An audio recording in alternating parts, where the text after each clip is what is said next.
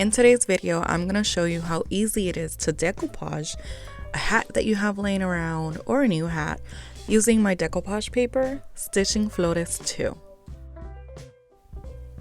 I'm going to start out by cutting more than I need to outside of the hat area, just so that I have enough paper in case I mess up or something like that.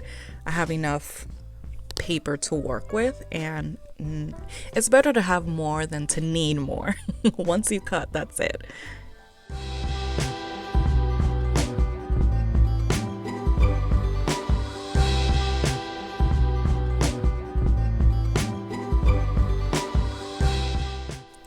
Now we're going to flip it, and we are going to align it as best as possible and do this motion here so that we have that hole that we need to go on top of the hat.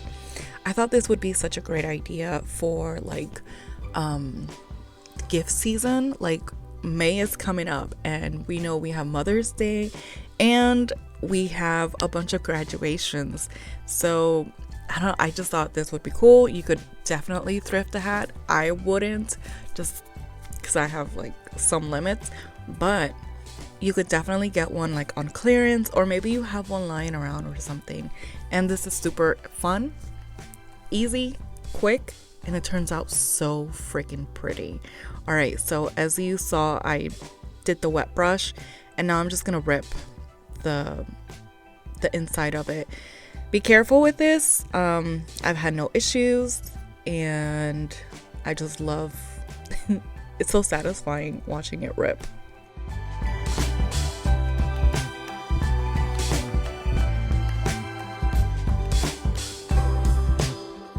In every project, there's a learning curve, and this is why I left this here.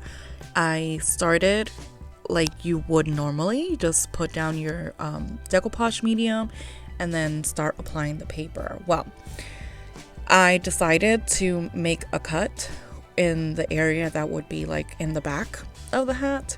This gives me a better motion. Okay, now here's the learning curve.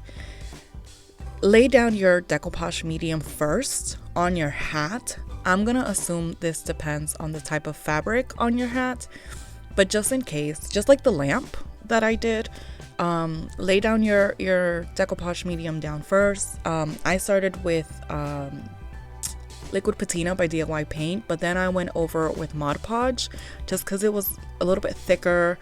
So anyways, I did a whole coat on the top of the hat, and then I went in with a bunch of Podge, okay, and I put on the paper on top.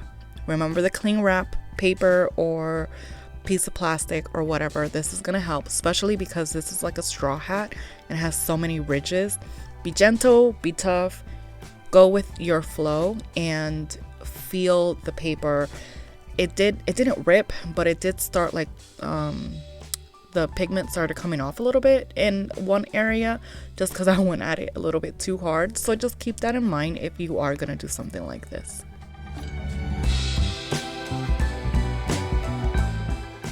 Now we're just going to repeat the process through the whole thing. This is like a one-shot deal type of project.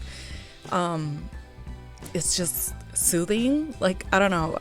I'm sure if you're here, it's because you like arts and craft. And this really just gets me in the zone. I absolutely love it.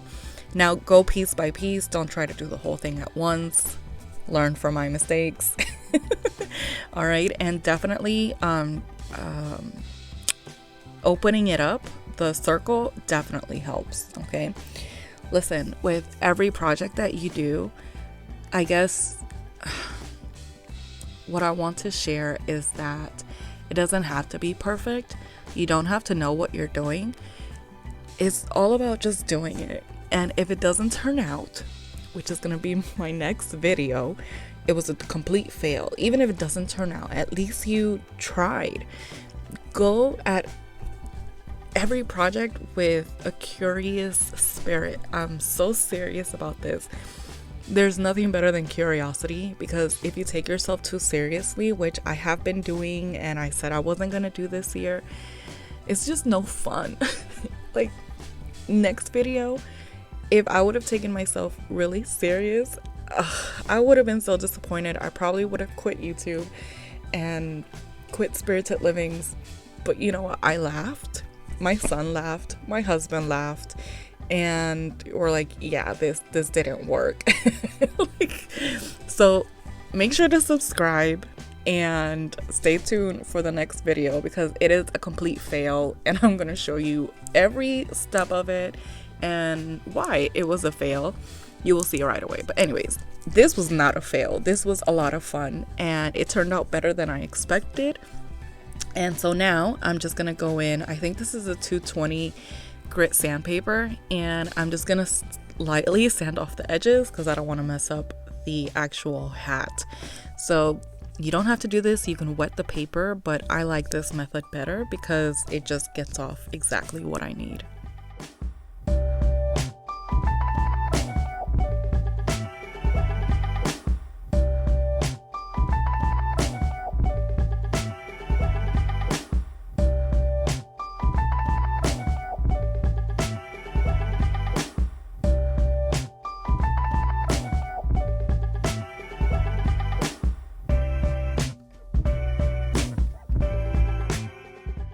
Now I'm just going to go in and cut off the excess paper. You don't need to do this. I could have definitely glued it up, but it was just too much and I didn't want to do that. So after this, all you do is add your decoupage medium on top once again, just to seal it all, and you are done, and you have a brand new hat. And you can decorate it with another type of ribbon or something around the hat. I just added the one that came with it. And yeah, I love it. Now I will say the Mod Podge I use is glossy and I don't really like the finish. So I think I'm going to go over it with some matte sealer just to tone it down a little bit. But it still looks so freaking pretty. I love this hat. This hat was gifted to me, I think last year for Mother's Day. I don't remember. And it was cute. I like it, but just wasn't me. But I still love it, and now I got to give it a whole new life and meaning, I guess. Now you could definitely do the same thing that we just did under it, so that way you could see the paper in your face and whatnot. I've seen a lot of people decorate the bottom of the hat, which I think is really cool, but I wanted to keep it on the top. That's just how I am. Anyways, this is how it's looking once it's drying, and this is how it looks. I was playing with Nico with his Lanky Box toys while I was doing this. We had so much fun. Anyways, here's the final look. Let me know what you think, if this is something that you would do. Again, I think this is such a great idea for gift season coming up. So anyways, the decoupage paper is available in my Etsy shop, so go ahead and check it out. And yeah, I hope you loved it. Let me know what you think in the comments. Please like, share. It'll really, really, really help me out. Anyways, I love you guys, and I'll see you in the next one. Bye.